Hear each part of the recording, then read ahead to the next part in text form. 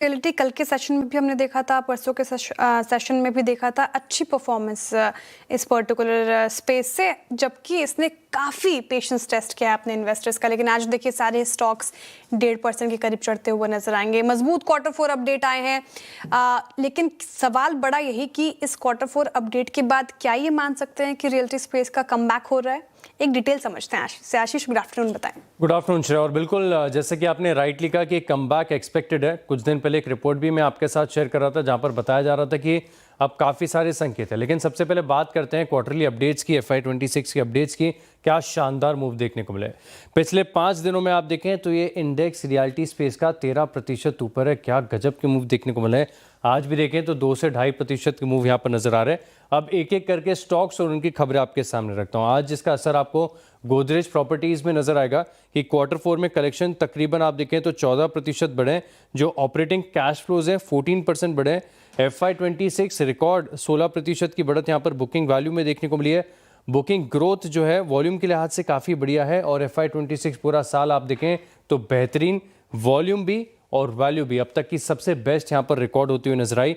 अब बात करते हैं लोड़ा डेवलपर्स की। ये स्टॉक में अब तकरीबन 5 से लेकर 6% का मूव आपको नजर आएगा। प्री सेल्स इनकी बढ़ी है 23%, कलेक्शंस 18% बढ़े। और जब अच्छे फाइनेंशियल्स होते हैं, बैलेंस शीट मजबूत होती है तो क्या ही कहने। ये कह रहे हैं कि इनका जो कर्ज है 800 करोड़ से घटकर अब 5370 करोड़ के करीब देखने को मिला। फिनिक्स मिल्स यहाँ पर भी नजर रखिएगा क्योंकि अब इनके पास मॉल्स और साथ में होटल्स का भी कारोबार है, तो ये अलग टाइप से डेटा थोड़ा सा देते हैं। ये कंजम्पशन बता रहे हैं कि 31% बढ़ा है। रिटेल कंजम्पशन में 21% की बढ़त पूरे FY26 में देखने को मिली है। और जो रेजिडेंशियल सेल्स है पूरे साल में इसमें ज़बरदस्त, क्योंकि छोटा बेस था, नए लॉन्चेस थे, इसके लिए 113% के आसपास का मूव देखने को मिला। प्रेस्टीज एस्टेट्स की बात करिए, FY26 रिटेल की जो ग्रोथ है तकरीबन 11% की देखने को मिली। लेकिन कंपनी शुरुआत में कह रही थी तकरीबन 27,000 करोड़ के आसपास की प्री सेल्स करेंगे, लेकिन FY26 में इससे एक्सीड किया, 30,000 करोड़ की प्री सेल्स यहाँ पर हासिल की। और साथ में आज ये खबर भी देखने को मिली कि मुंबई का अच्छा इलाका है वर्सोवा, यहाँ पर एक रेसिडेंशियल प्रोजेक्ट जेवी के माध्यम से डेवलप करेंगे जिसकी GDV है 9,000 करोड़ की। आप समझ सकते हैं कि रियल एस्टेट में किस प्रकार की डिमांड आपको देखने को मिल रही है। बाकी छोटे छोटे स्टॉक्स का तो मैं मेंशन ही नहीं कर पाऊंगा, बहुत ज़्यादा समय लग जाएगा।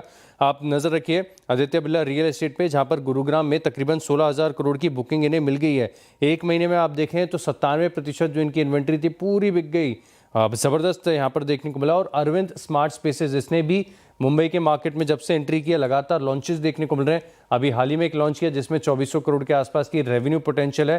तो ढेर सारी अच्छी खबरें और रिपोर्ट भी याद आती है जिसमें कहा गया था Q4 लॉन्च ड्रिवन होगा। अर्निंग्स यहाँ पर बढ़िया बढ़त देखने को मिल सकती है और इसी का असर है कि पिछले 5 दिनों में जबरदस्त आउट परफॉर्मेंस। बिल्कुल, तो ये स्पेस एक बार फिर से बजिंग स्पेस है और आपने रियल एस्टेट का कमबैक ये हेडिंग दी। ऐसे में इसने आपकी राय क्या? देखिए 2-3 चीज़ें हैं। एक तो रियल एस्टेट में धीमापन तो है, इसमें कोई राय नहीं है, बट आपकी रेट साइकिल को देखते हुए प्लस एक और चीज़ देखते हुए कि यहाँ पे जो वैल्यूएशंस एक्सपेंसिव हो गए थे वो थोड़े से अब कूलिंग ऑफ हो गई है। Look at Godrej properties, almost मेरे ख्याल से 2,000 रुपये ट्रेस हो गया था। आपको एंट्री का सबसे वाजिब मौका कहाँ मिल रहा है, कहाँ लग रहा है? और एक और चीज़ है जहाँ पे क्लासिकल कॉम्बिनेशन हो, जहाँ पे आपके पास एक लग्जरी का भी एक स्ट्रॉन्ग प्रेजेंस हो, जहाँ पे आपके पास लो कॉस्ट हाउसिंग भी हो, जहाँ पे कॉमर्शियल, तीनों का एक परफेक्ट कॉम्बिनेशन हो। ऐसी रियल एस्टेट कंपनी आपके जहन में कौन सी आती है? देखिए एक्चुअली रियल एस्टेट में जो आपने कहा कि धीमापन डेफिनेटली है, बट Q4 में हमने अच्छे सप्लाईज देखे हैं और वो सप्लाईज के सामने डिमांड फिर भी काफ़ी हेल्दी थी। तो डिमांड सप्लाई जो एक मिसमैच है वो सिनेरियो नहीं क्रिएट हुआ है। इन्वेंट्री लेवल्स अभी भी काफ़ी स्टेबल है एंड प्राइस कट्स कहीं पे भी इनिशिएट नहीं हुए। इनफैक्ट कहीं कहीं प्रोजेक्ट्स में प्राइस हाइक्स ही हुए हैं। तो ओवरऑल Q4 का क्वार्टर रियल एस्टेट कंपनीज के लिए काफ़ी डिसेंट रहने वाला है। इनफैक्ट जो रिसेंट अपडेट्स भी जो आई हैं उनसे भी हमें यही पिक्चर मिल रही है कि मोटा मोटी सबने अपने FY26 के गाइडेंस को मीट भी किया है।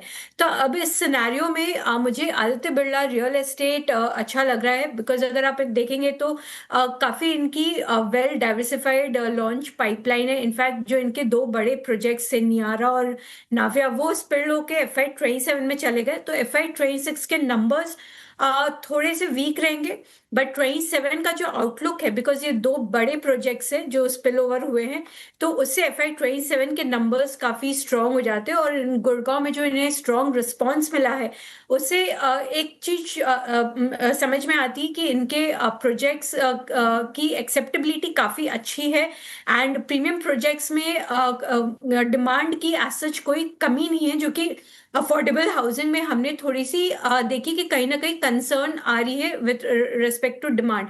तो आदित्य बिरला रियल एस्टेट आप इसको है ना कहते लॉन्ग टर्म पर्सपेक्टिव से देख सकते हैं, बिकॉज काफी डिसिप्लिन्ड इनकी ओवरऑल बैलेंस शीट है, कलेक्शन एफिशिएंसी भी काफी डिसेंट है, एंड एक रेंटल एनुइटी भी इनकी बिल्डअप हो रही है साइड बाय साइड। सो इसे मैं रिकमेंड करूंगी अगर रियल एस्टेट पैक देखना, बिकॉज वैल्यूएशंस भी काफी अट्रैक्टिव है एक शार्प कूल ऑफ के बाद, एंड इसमें टारगेट प्राइस आप 2000 का रख के चल सकते हैं।